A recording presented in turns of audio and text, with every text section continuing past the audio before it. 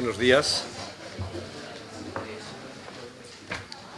Bien, vamos a comenzar esta jornada Ética en la Política, que, como saben ustedes, forma parte de un ciclo que la Fundación General de la Universidad y el Instituto de Resolución de Conflictos promueve, como todos los años. Cada año cambiamos de tema, guía. Un año fue el tema abordado los conflictos internacionales, las crisis humanitarias, derechos humanos. Este año, digamos, el género es la ética y la diferencia específica son los distintos escenarios en los que, digamos, la reflexión ética pues, tiene lugar, ¿no? Hoy, precisamente, vamos a analizar el tema de la ética en la política y, además, desde puntos de vista, yo creo que complementarios, ¿no? Desde la administración pública, ahora os presentaré a Javier Amorós,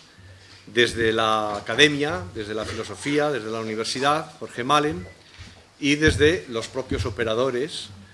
actores de la política, es decir, desde los partidos políticos, ¿no? De manera que creo que la jornada es interesante porque se va a analizar el problema desde puntos de vista semejantes en algún sentido, pero diferentes porque las plataformas o los modelos o los momentos de reflexión son diferentes, ¿no? Francisco Javier Amorós, que va a intervenir en primer lugar, es subdirector de Transparencia y Buen Gobierno, del Consejo de Transparencia y Buen Gobierno. Es licenciado en Derecho por la Universidad Complutense de Madrid, funcionario del Cuerpo Superior de Administraciones Civiles del Estado y ha desempeñado distintos puestos en la Administración Pública, entre otros el de vocal asesor en la asesoría parlamentaria del Vicepresidente de Política Territorial y Ministro de Política Territorial y Administración Pública y el de Subdirector General de Organización y Procedimientos en la Dirección General de Modernización, Procedimiento Administrativo e Impulso de la Administración Electrónica del Ministerio de Hacienda y Administraciones Públicas. Actualmente desempeña, como he dicho, el puesto de Subdirector General de Transparencia y Buen Gobierno en el Consejo de Transparencia y Buen Gobierno de España. Está en posesión del certificado de aptitud también como Inspector de Servicios de la Administración General del Estado y en posesión de la encomienda de la Orden del Mérito Civil. Bueno, Javier, te agradezco mucho tu atención y tu disponibilidad para acudir hoy a este evento, este acto, y estamos encantados en tenerte aquí con nosotros. De manera que buenos días. Tuya es la palabra y el momento. Bueno, buenos días a todos. Yo lo que voy a tratar de exponeros es un poco lo que en estos momentos se está tratando de hacer, por lo que se ha hecho desde el punto de vista legislativo y desde el punto de vista de las instituciones, pues para tratar de mejorar la ética en el proceso de gobierno y en el proceso de administración, ¿no? Primero voy a presentar el Consejo de Transparencia y Buen Gobierno, que es el organismo del que formo parte. Es un organismo nuevo, realmente tiene pues 9 meses de existencia, y es un organismo que se creó en la Ley de Transparencia, que ya sabéis que se aprobó en 2013, con la finalidad de controlar o de vigilar que efectivamente las disposiciones de la ley se cumplen. Todas las normas legales necesitan algún tipo de garantía de cumplimiento para realmente ser una norma jurídica, y nosotros desde el Consejo representamos un poco la garantía institucional de que esta norma se va a cumplir. Es decir, se ha creado una institución directamente dedicada a vigilar el cumplimiento de esa ley, ¿no?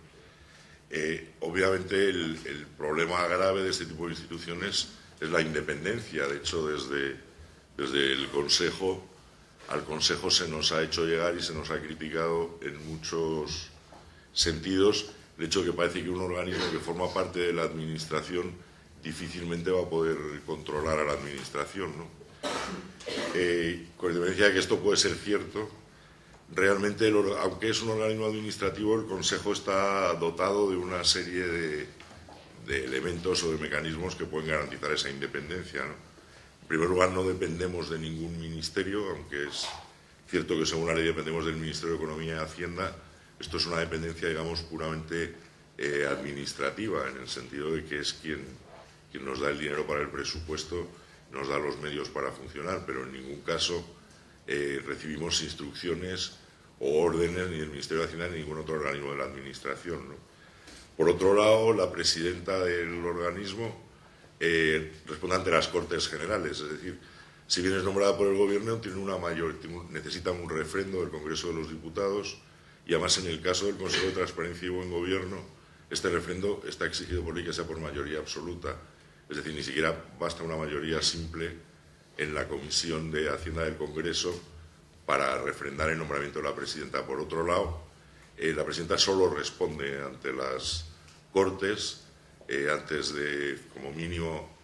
todos los años a final del ejercicio tiene que comparecer en la Comisión de Hacienda y exponer lo que ha hecho el Consejo y cuáles son sus líneas fundamentales de actuación. Y por otro lado, además, el periodo de mandato de la presidencia del Consejo es de 5 años establecido por ley, es decir, que tiene una garantía de estabilidad, no se la puede cesar más que por causas determinadas en la ley, y además este periodo de 5 años no es accidental, sino que es un periodo que excede al de una legislatura, de tal manera que no tiene por qué existir una vinculación con el partido que en ese momento está gobernando, ¿no? Esto en cuanto al Consejo, simplemente para que situéis un poco la institución y por qué participamos en este seminario, ¿no? Respecto al buen gobierno, nunca nos podemos resistir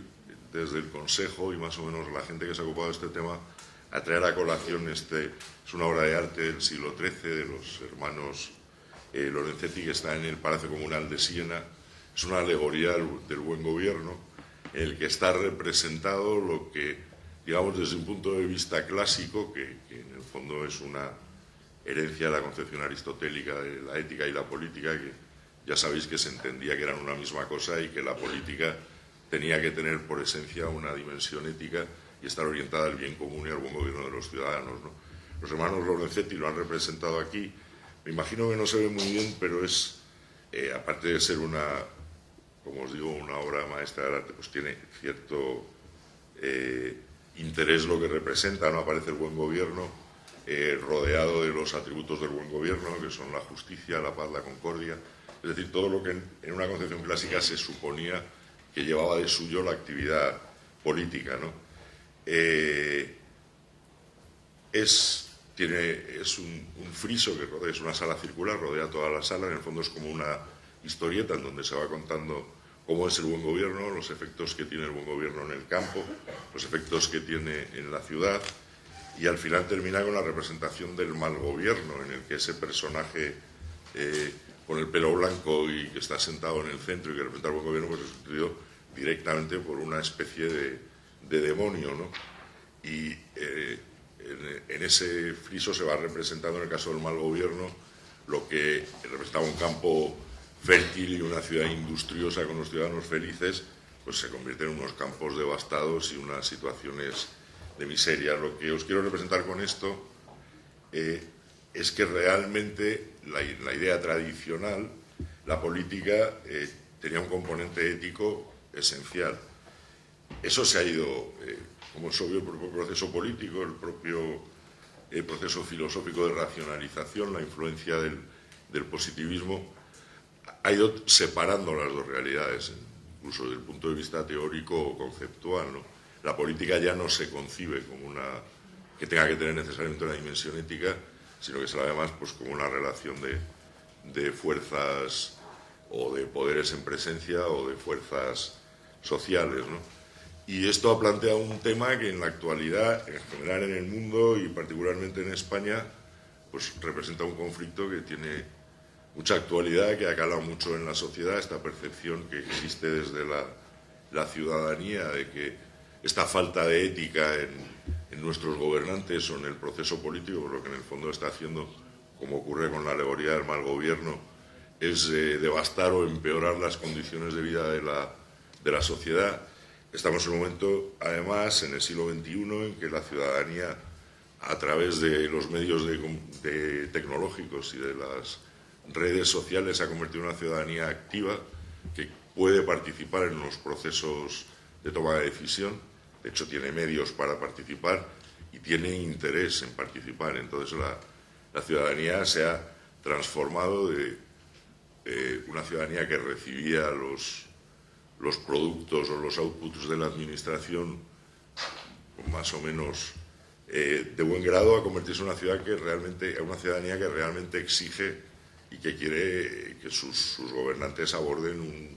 un cambio, experimenten un cambio en los sistemas de poder, ¿no?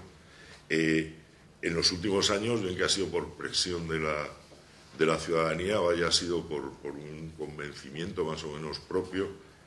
realmente desde las instituciones se ha abordado un proceso de regeneración democrática. Esto a lo mejor parece un chiste o realmente no se han visto los resultados. Es un proceso que tiene realmente cronológicamente poco tiempo, pero que ha ido estableciendo una serie de piezas muy importantes, que es lo que yo os quiero exponer aquí, para que por lo menos sepáis que los instrumentos existen, que obviamente son perfectibles, pero que de alguna manera, que yo creo que esto es lo importante y la principal conclusión que se puede sacar, los gobernantes en las instituciones son conscientes de que hay que abordar este proceso de regeneración, son conscientes de que la ciudadanía no va a dar marcha atrás ni va a permitir que esto quede convertido en una especie de moda o en una especie de práctica más o menos camuflada como para seguir avanzando, sino que realmente se han producido una serie de reformas legales y de medidas legislativas que están ahí. Lo que hay que hacer ahora es conseguir y exigir que se cumplan, ¿no? Yo os he puesto ahí un poco la ley de transparencia, se ha abordado una reforma de las administraciones públicas, se han aprobado una serie de medidas anticorrupción, se está pactando una reforma de la financiación de los partidos políticos. Es decir, que hay un proceso en el que realmente se está haciendo este esfuerzo, ¿no? En lo que se refiere al buen gobierno, digamos en sentido estricto, que es lo que yo os vengo a hablar aquí, bueno, hay todo este tipo, es una especie de sistema planetario que trata de garantizar que el comportamiento del alto cargo y del gobernante se va a ajustar a unos principios éticos, ¿no? Quizás lo que le falta a todo esto todavía, ya os digo que son normas recientes y que se van aprobando un poco por fases. Bueno, le falta una coherencia, una estructuración que llegará en la medida que todas estas normas se vayan desarrollando, ¿no? Por un lado se ha aprobado un estatuto del alto cargo que regula cómo se tiene que ejercer un cargo público. Por otro lado hay una normativa sobre conflictos de intereses que regula lo que se debe de hacer cuando en el ejercicio del cargo aparece un interés particular que se puede oponer o coincidir con el interés público. Hay una serie de normas que tratan de incompatibilidades, que tratan de garantizar que efectivamente el alto cargo se realice con plena dedicación y con exclusividad. Hay una limitación de las posibilidades que tienen los altos cargos de participar en sociedades con las que han tenido empresas, con las que han tenido relaciones. Hay una serie de normas que regulan lo que pueden hacer después de llegar al alto cargo. Todo esto que ahora se llama la puerta giratoria, para tratar de limitar las posibilidades de que vayan a trabajar a una empresa con la que se han relacionado durante su mandato. Hay 2 registros públicos en los que el alto cargo tiene que hacer una declaración de sus bienes y de sus actividades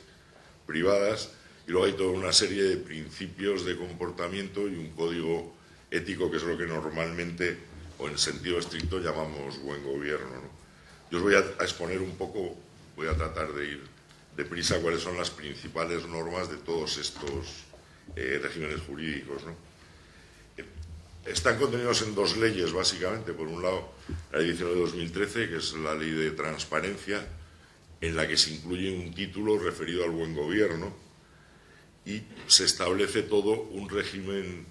de infracciones y sanciones para los cargos que infrijan esos principios, ¿no? Esto es una de las novedades de la Ley de Transparencia hasta el momento en que se publicó la ley, que ya os digo que fue en 2013. Había un código de buenas intenciones, digamos, que estaba aprobado por acuerdo del Consejo de Ministros, pero que realmente no tenía fuerza normativa. digamos que era un conjunto de recomendaciones que se hacían a los altos cargos que llegaban nuevos, se les decía cómo tenían que comportarse, pero no había una sanción ni posibilidades de exigírselo. La ley ha convertido esos principios de buen gobierno en un código legal, es decir, con un rango de norma superior, y además ha establecido este régimen sancionador, ¿no? Y luego en el 2015, es bastante reciente, en marzo, se ha aprobado una ley reguladora del ejercicio del alto cargo, que es un régimen completo de lo que tienen que hacer o lo que pueden o deben hacer los altos cargos una vez que llegan a su puesto, ¿no? Aquí se regula tanto cómo se debe ejercer el cargo, las normas de conflictos de intereses, las normas sobre exclusividad y dedicación, esto que os decía, limitaciones en las participaciones en empresas y en las actividades particulares, las declaraciones de bienes y de actividades, y luego se completa el régimen sancionador que ya estaba previsto en la ley de transparencia. Digamos que este estatuto del alto cargo, la ley del ejercicio del alto cargo, es la norma básica en estos momentos en España que va a tratar de producir ese cambio que os decía, ¿no? Esto se aplica, aquí tenéis exclusivamente, yo os hablo de la Administración General del Estado y de los poderes, digamos, de los altos cargos del Estado. Cada comunidad autónoma, como sabéis, tiene competencia constitucional para regular su autogobierno y sus instituciones, y cada una de ellas ha aprobado, va a aprobar o está aprobando normas paralelas de buen gobierno, ¿no? Hay unas cuantas comunidades autónomas que ya las tienen y otras que las están tramitando. Yo lo que os voy a exponer se refiere exclusivamente al ámbito del Estado, ¿no? Y se aplica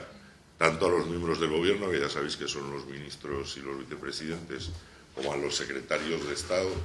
que son altos cargos de los ministerios, aunque no forman parte del Gobierno. Y se refiere también al escalón inferior, digamos, en la jerarquía de los ministerios, subsecretarios y secretarios generales, que sabéis que tienen el mismo rango, a los delegados del Gobierno en las comunidades autónomas, que son los representantes del Estado en la comunidad autónoma y en las distintas en las ciudades autónomas,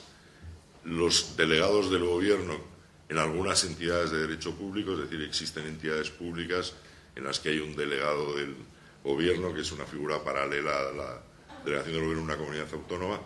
y los jefes de misión diplomática y representación permanente, es decir, los embajadores y representantes permanentes de España también están sujetos a esta normativa. Los secretarios generales técnicos, directores generales y asimilados, que es, digamos, el escalón donde se cierra el estrato político en un ministerio, en los departamentos de la Administración del Estado, por debajo del director general, ya son puestos para funcionarios de carrera, ¿no? Junto a estos cargos están también presidentes, vicepresidentes y directores generales de las entidades públicas, es decir, tanto de los organismos autónomos como de las entidades públicas empresariales, las agencias estatales, las autoridades portuarias, todos esos organismos públicos que forman parte de la Administración y que son más o menos una selva con distintos naturaleza jurídica y distintas funcionalidades. Los presidentes de todos esos organismos también están sujetos a esta legislación. Los presidentes de los organismos reguladores, ya es la Comisión Nacional del Mercado de la Competencia, la Comisión Nacional del Mercado de Valores, es decir, esos entes independientes, el Consejo de Transparencia y Buen Gobierno estaría incluido aquí, esos entes independientes que tratan de regular el funcionamiento de los mercados o de los sectores económicos o distintos sectores de actividad. Y por último, hay una cláusula residual, por si se ha escapado alguien, digamos, que viene a decir que cualquier puesto de trabajo en el Estado que haya sido nombrado por Consejo de Ministros, salvo en los casos extraños en que un subdirector general sea nombrado por Consejo de Ministros, pues también estarían incluidos en toda esta legislación. Es decir, que lo que se trata de garantizar es de que todo lo que son puestos que de alguna manera proceden del nivel político dentro de la Administración están sujetos a esta legislación. Como os decía, esta legislación se han creado también órganos para controlar que funciona y que se puede exigir, ¿no? Básicamente son dos órganos. Primero, la Oficina de Conflicto de Intereses, que se llama así, es una dirección general que depende de la Secretaría de Estado de Administraciones Públicas. Esta dependencia ya no es solo organizativa, como decíamos en el caso del Consejo de Transparencia y Buen Gobierno, que aunque estamos adscritos en el Ministerio de Hacienda, digamos que estamos aparte de la organización. La Oficina de Conflictos de Intereses depende directamente del Secretario de Estado de Administraciones Públicas, pero también tiene algunos detalles que lo diferencian de un organismo administrativo normal. En primer lugar, también el jefe de la Oficina de Conflictos de Intereses tiene que ser nombrado por el Congreso de los Diputados. En segundo lugar, tiene un deber especial que no tiene el resto de los funcionarios, digamos que es un deber de sigilo y de secreto en lo que conoce un deber permanente que no es más intenso que los deberes de sigilo o de secreto que tenemos los funcionarios. Y además, igual que sucedía con el Consejo, no recibe directamente instrucciones ni órdenes, ¿no? La Oficina de Conflictos de Intereses es a la que le corresponde vigilar las normas de incompatibilidades, las normas sobre conflicto de intereses, y es de la que dependen estos registros de ocupaciones y de bienes de altos cargos que os decía que existen, ¿no? Y luego tiene capacidad para solicitar la colaboración o para utilizar los distintos archivos de datos e información de la Administración, ¿no?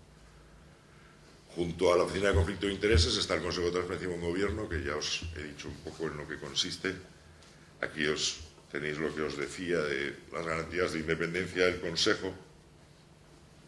Y aquí están nuestras funciones en materia de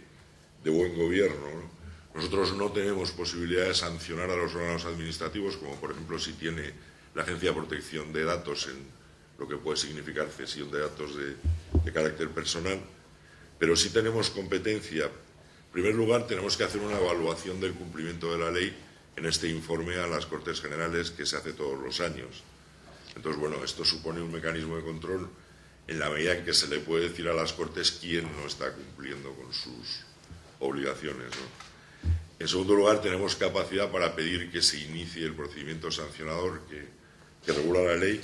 Nosotros no lo tramitamos, pero sí tenemos capacidad para pedir que se abra. Y por otro lado, también tenemos esa facultad que tiene la Oficina de Conflicto de Intereses de pedir a todas las administraciones públicas información sobre sus actividades y lo que están haciendo en cada caso, ¿no? Ya entrando un poco más en materia, el Estatuto del Alto Cargo, ya os decía que está regulado en la Ley de Ejercicio del Alto Cargo, y estos son los puntos básicos que establece la ley, ¿no? En primer lugar, para ser nombrados exigen dos condiciones: la honorabilidad, que se traduce en que no se puede haber sido condenado por sentencia judicial firme por ningún delito doloso o culposo. Es decir, si alguien ha sido condenado por sentencia firme, no puede ser alto cargo del Estado. Y por otro lado, se exige una formación y una experiencia acordes con el cargo que se va a desempeñar, ¿no? Luego me imagino que podremos hablar sobre esto. A lo mejor hubiera sido necesario una mayor concreción, pero por lo menos hay un principio en el que se trata de objetivar de alguna manera los nombramientos y que se trate de seguir un poco los principios de mérito y capacidad, ¿no? El ejercicio, la ley establece una serie de principios, luego veremos los principios del buen gobierno, pero se le exige que sea objetivo, que sea íntegro, que sea transparente en su actividad, que sea austero en estos tiempos de dificultades económicas, y luego un principio de responsabilidad por sus actuaciones, ¿no? Desde el punto de vista del régimen retributivo, se establece el principio de que sus retribuciones tienen que estar establecidas en una norma legal, es decir, que tienen que ser públicas y solo se puede cobrar por conceptos y por las cantidades que establezca esa norma. Y en el caso de los altos cargos que procedan de la función pública, se dice que conservarán los trienios que tengan consolidados, es decir, que aparte de esas retribuciones del alto cargo, se cobrarán los trienios que se tienen consolidados por antigüedad. Y luego también se refiere al régimen de protección social. Se dice que el alto cargo que haya sido empleado público conservará su régimen de seguridad social, y que si no ha sido empleado público y no tiene un régimen de seguridad social como tal, entrará en el régimen general de la seguridad social en igualdad con el resto de los afiliados y cotizantes, y que se prohíbe que exista ningún tipo de prestación social complementaria por el hecho de haber sido alto cargo, ¿no? En cuanto a la gestión de recursos humanos y materiales, es decir, los medios que se ponen a su disposición para ejercer el cargo, pues básicamente los coches oficiales, las tarjetas de crédito que prácticamente no existen en el Estado, pero en algunos casos se ponen a su disposición, o los gastos protocolarios y de representación, bueno, se dice que los tiene que administrar con eficiencia y sostenibilidad y están obviamente sujetos a rendición de cuentas. Tienen los altos cargos lo que la legislación de blanqueo de capitales y de prevención de la financiación del terrorismo denomina responsabilidad pública, es decir, los altos cargos son personas con un régimen especial a efectos de blanqueo de capitales y de financiación del terrorismo. Tienen unas obligaciones específicas más allá de las que tenemos el resto de los ciudadanos, ¿no? Se pide por primera vez en esta ley, hay una norma en este sentido para los altos cargos, se les somete a una especie de necesidad de formación y reciclaje permanente para el ejercicio del cargo. Y se dice incluso que los centros de formación de empleados públicos podrán organizar cursos o módulos de formación para los altos cargos para que se perfeccionen, ¿no? Y por último se dice que esta es la única compensación que existe después de haber cesado. Ya sabéis que ha habido distintos regímenes y esto se ha discutido en bastantes ocasiones. Bueno, hay una compensación mensual durante 2 años en proporción al tiempo que se ha estado en el cargo, y esta compensación, digamos, esta pensión por el cese, es incompatible con cualquier otra retribución o percepción que se financie con recursos públicos.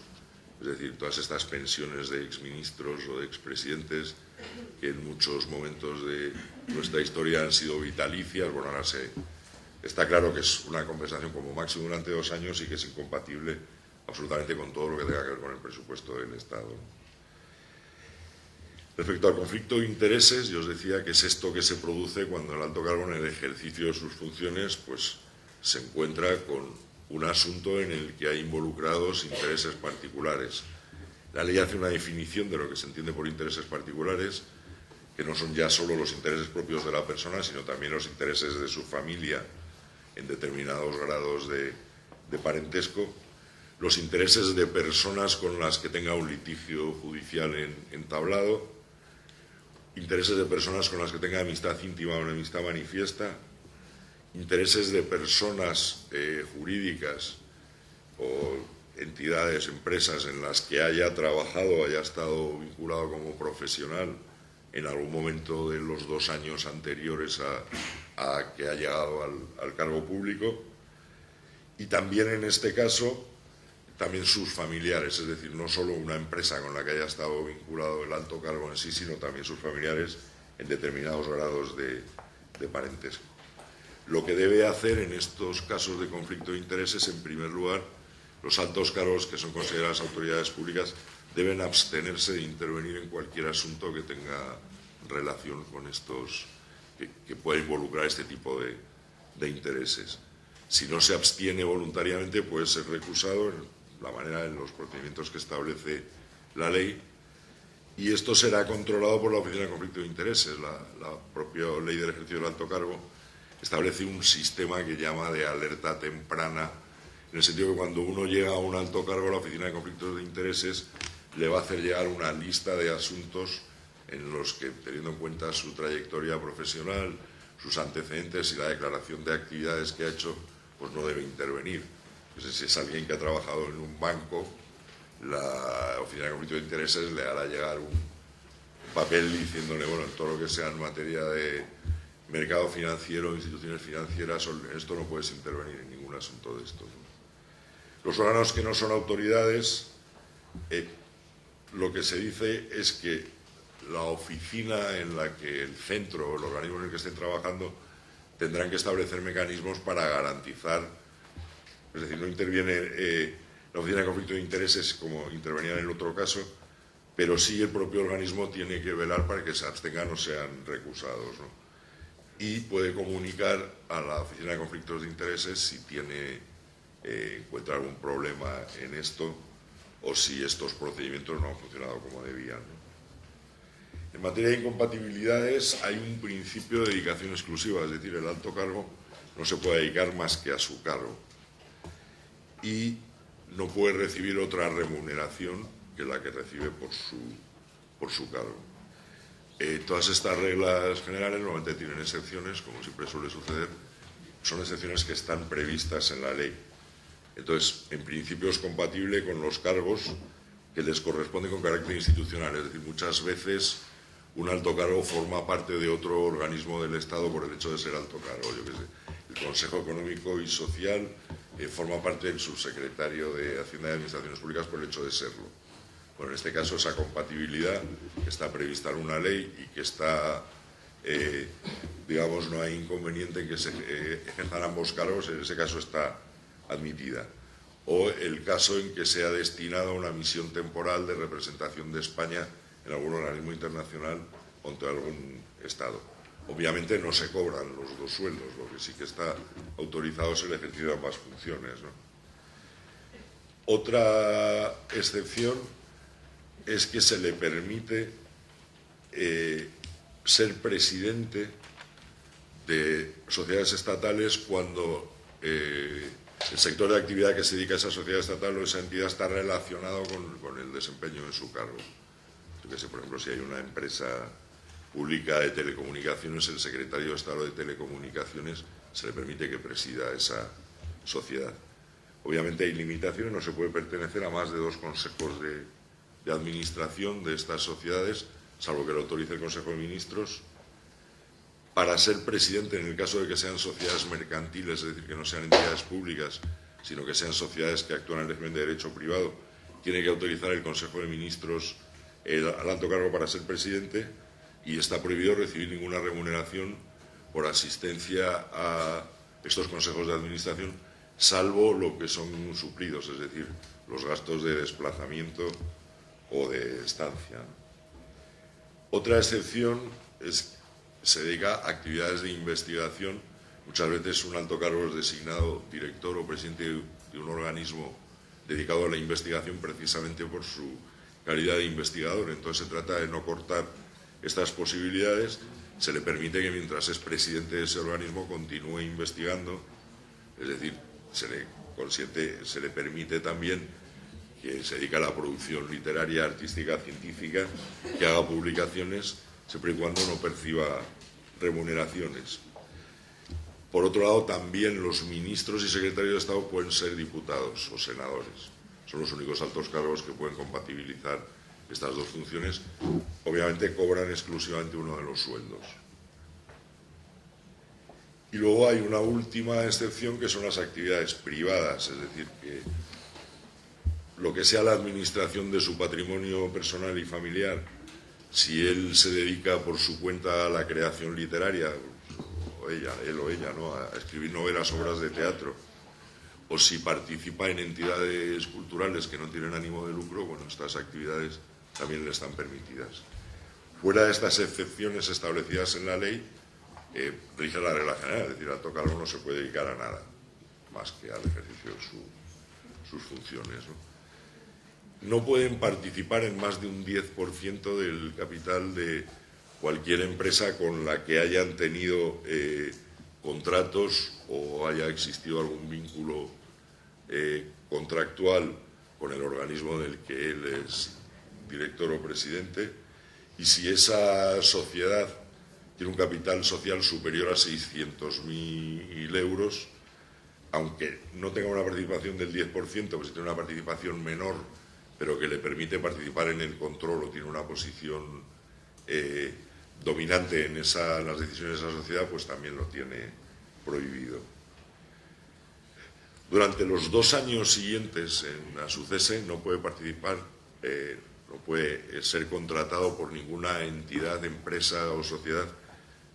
que haya resultado de alguna manera afectada por decisiones que ha tomado él en el ejercicio de su cargo. Es decir, que si en el ejercicio del cargo se ha decidido algo que ha afectado a alguna empresa o a alguna sociedad, esta no le puede contratar hasta que hayan transcurrido 2 años. Esto lo mismo sucede cuando se trata de un organismo regulador, la Comisión Nacional de los Mercados y la Competencia. Tampoco puede ser contratado por ninguna empresa o entidad que haya sido objeto de regulación por el organismo al que pertenecía. Las declaraciones de actividades, ya os decía que hay dos registros, un registro de actividades de altos cargos y un registro de bienes y derechos patrimoniales. En el registro de actividades, los altos cargos tienen que declarar las actividades privadas que han realizado durante los 2 años anteriores al cargo y tienen que completar esa declaración con cada nueva actividad económica que emprendan durante el periodo de los 2 años siguientes a su cese en el cargo. Es decir, hay un lapso de 4 años en el que hay que declarar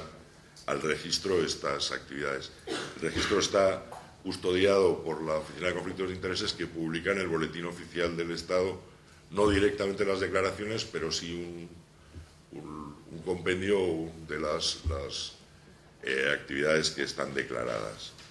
Y luego los altos cargos están obligados a entregar su declaración de impuesto del patrimonio al momento de aceptar el cargo. Si no están obligados al pago del impuesto, tienen que hacer un documento complementario que habrá aprobado la Agencia Española de Administración Tributaria, ¿no? O sea, si no estás obligado a declarar impuesto de patrimonio, que ya sabéis que es un impuesto que en muchas comunidades autónomas tiene gravamen cero, que está bonificado, pues habrá que rellenar un formulario equivalente en donde la Agencia Tributaria nos dirá cuál es la información patrimonial que tienen que poner. Igual este registro es público en la medida en que la Oficina de Conflictos de Intereses también publica los datos del registro. Respecto al buen gobierno, como os decía, estos son principios que están contenidos en la Ley de Transparencia. Hay un principio general, que es obvio, que es de actuar de acuerdo con lo dispuesto en la Constitución y en las leyes, con respeto a los derechos fundamentales y las libertades públicas. Y luego se enumeran una serie de principios que el alto cargo tiene que cumplir. Luego veréis que muchos de ellos, si se infringen, tienen una sanción. Y por otro lado, son principios generales en el sentido de que informan todo lo que es la aplicación de esta normativa, ¿no? Los principios los tenéis aquí. Actuar de acuerdo con el principio de transparencia, de eficacia económica y de eficiencia. Ejercer sus funciones con dedicación, respetar el principio de imparcialidad, asegurar un trato igual y sin discriminaciones en el ejercicio de sus funciones, diligencia debida y de acuerdo con los estándares de calidad de los servicios públicos, mantener una conducta digna y tratar a los ciudadanos con esmerada corrección, es decir, no se puede faltar al respeto a los ciudadanos, asumir la responsabilidad por sus decisiones y por la gente que tienen a cargo, desempeñar su actividad con observancia de las normas de incompatibilidades y conflictos de intereses, guardar reservas sobre los asuntos que conocen a lo largo de su cargo, durante el ejercicio de su cargo, poner en conocimiento de los órganos competentes cualquier actuación irregular de cualquier otro alto cargo o institución pública que pueda llegar a conocer en el ejercicio de sus funciones, ejercer sus funciones para el fin que legalmente tienen asignadas, es decir, no para fines particulares o para poner en riesgo el interés público, el patrimonio de las administraciones, y el deber de no implicarse en situaciones en las que pueda producirse un conflicto de intereses y de abstenerse de intervenir en los asuntos en que puedan implicarse intereses particulares. No aceptar regalos que superen lo que son los usos habituales de cortesía y de urbanidad. Otra vez desempeñar funciones con transparencia, proteger y gestionar, administrar los recursos públicos tratando de conservarlos adecuadamente y no prevalerse de su cargo en su vida diaria, ¿no? Aparte de estas infracciones, esto lo que es el principio de buen gobierno, la ley también de buen gobierno tipifica una serie de infracciones que ya veis que son más o menos, están relacionadas con la materia de conflicto de intereses. Es decir, incumplir las normas de incompatibilidades, presentar esas declaraciones de actividades y de bienes con datos falsos, incumplir estas normas que había sobre participación en sociedades o haber mentido en el currículum o haber falseado los requisitos de idoneidad. Eso se consideran infracciones muy graves. Infracciones graves es no declarar los bienes y las actividades, omitir datos y documentos que hubieran tenido que tenerse en cuenta a este efecto, no abstenerse cuando legalmente existe un deber de abstención, y luego la comisión de 2 infracciones leves sancionadas en el curso de 3 años. Una infracción leve sería el presentar fuera de plazo las declaraciones de bienes y de actividades tras que la Oficina de Conflictos le hubiera requerido. Además de estas infracciones en materia de conflictos de intereses, también la Ley de Buen Gobierno tipifica una serie de infracciones en materia económica. Incurrir en el alcance en la administración de fondos públicos, es decir, cuando se autorizan gastos sin tener el suficiente presupuesto, ¿no? La administración de los recursos al margen de la legalidad, es decir, sin hacer caso de las normas que regulan el procedimiento de gasto público, de ordenación de pagos o de recaudación. El no someter los asuntos a su cargo a la intervención de los organismos de control o de auditoría, el gastar los fondos que se libran a justificar sin aportar la suficiente justificación, incumplir las normas sobre superávit presupuestario y regla de gasto y nivel de endeudamiento de la entidad, emitir deuda o realizar operaciones de crédito sin autorización, y el suscribir convenios de colaboraciones o concesiones de una subvención cuando se trate de un organismo que ha sido advertido por el Ministerio de Economía y Hacienda sin autorización del Ministerio de Economía, ¿no? Bueno, aquí tenéis, estas se refieren sobre todo, están en la ley, pero en realidad se refieren también a autoridades comunitarias, de comunidades autónomas, en el sentido de que se refieren a todas estas infracciones de las instrucciones del Ministerio de Economía para tratar de controlar el déficit de las autonomías, ¿no? Es decir, hay una obligación de hacer un plan económico-financiero, hay obligación de suministrar información, hay que tomar una serie de medidas de reequilibrio. Bueno, si todas estas cosas se infringen, pues también es una infracción tipificada, ¿no? Estas últimas también se refieren a eso. Y luego también una obligación general, que es el incumplimiento de las obligaciones de rendición de cuentas. Junto a esto también hay un régimen disciplinario, que son las infracciones en materia de los principios de buen gobierno, ¿no? Infringir el cumplimiento del deber de respeto a las leyes, tomar actuaciones que sean discriminatorias, adoptar acuerdos ilegales, infringir el deber de sigilo que ya hemos visto, la negligencia en la custodia de secretos oficiales, tomar decisiones con violación de la objetividad o de la imparcialidad, prevalerse de la condición de alto cargo, tratar de cortar el ejercicio de derechos fundamentales, especialmente el derecho de huelga, el acoso laboral, y también cuando se hayan cometido 2 infracciones graves a lo largo del año anterior, también se considera una infracción muy grave del régimen disciplinario. Infracciones graves son el abuso de autoridad, la intervención en un procedimiento administrativo cuando uno debería haberse abstenido, la emisión de informes ilegales, no guardar el sigilo, incumplimiento de plazos en materia de incompatibilidades, una infracción leve cuando hubiera sido sancionado por otra en el curso de los años anteriores. Y luego la incorrección con los compañeros o subordinados, el descuido o negligencia en el ejercicio de sus funciones y el incumplimiento de los principios de actuación de la ley. Esto sería una infracción leve. Es decir, que hay toda una serie de infracciones tipificadas por las que se puede imponer una sanción al alto cargo. Lo que es importante es tener en cuenta que todos estos principios que os he explicado se han traducido, realmente se han concretado como faltas o infracciones susceptibles de ser sancionadas, ¿no? ¿Quién tramita estos expedientes sancionadores? Bueno, primero, ¿quiénes están capacitados para abrir este expediente? Cuando son ministros y secretarios de Estado es el Consejo de Ministros. Cuando es otro personal de la Administración del Estado, es decir, a nivel inferior de secretario de Estado o ministro, es el ministro de Economía y Hacienda. Cuando son comunidades autónomas y entidades locales, el órgano de gobierno de la comunidad o del ayuntamiento correspondiente. El expediente lo tramita la Oficina de Conflictos de Intereses cuando se trata de personal de la Administración del Estado o de miembros del Gobierno, y en el caso de las comunidades autónomas y entidades locales, los órganos correspondientes, ¿no? Y se sanciona cuando son ministros o miembros del Gobierno o secretarios de Estado, la sanción corresponde al Consejo de Ministros. En los otros casos la impone el ministro de Hacienda, y en el caso de las comunidades autónomas el Consejo de Gobierno de la comunidad o el Pleno del ayuntamiento, ¿no? Las sanciones por las infracciones leves se hace una amonestación, es decir, se hace una advertencia. Las infracciones graves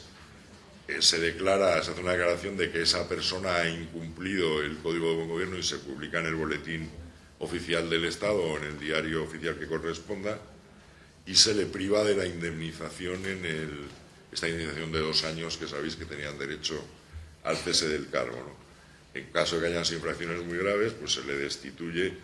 obviamente, y no se le permite ser nombrado para un nuevo alto cargo en un periodo que puede ser tener un máximo de 10 años, ¿no? Aquí tenéis los criterios en los que se graduará la imposición de la sanción, es decir, se tendrá en cuenta si ha sido intencional, el tipo de perjuicios que ha causado, si es reincidente o hay reiteración, si se han obtenido ganancias, si ha habido consecuencias favorables para la hacienda pública. Es decir, hay una serie de circunstancias que se pueden tener en cuenta para aplicar la sanción, en el caso de duda, para aplicar las más graves, ¿no? También si esto ha producido alarma social o ha despertado, ha tenido una repercusión en el interés público, y en su caso si se han percibido cantidades por una actividad incompatible, ¿no? En todo caso, junto a las sanciones está la obligación de restituir todo el dinero que se ha obtenido ilegalmente, y además hay una obligación de indemnizar a la hacienda pública por los perjuicios que se han cometido, ¿no? Y esto es ya, digamos, por ahí he sido muy rápido, hay cosas que a lo mejor habría que haber detallado más, y sé que todas estas cosas, pues bueno, son discutibles. Yo me imagino que luego tendremos la oportunidad de que preguntéis, o de si queréis profundizar en algo más concreto, pues lo hacemos. Y nada más, muchas gracias por vuestra atención, y espero que por lo menos os haya servido para daros cuenta de que hay toda una serie de normas que yo creo que van a suponer, o por lo menos son la base para que se produzca realmente un cambio. Lo que hay que conseguir es que realmente toda esta normativa se aplique, ¿no? Muchas gracias. Gracias.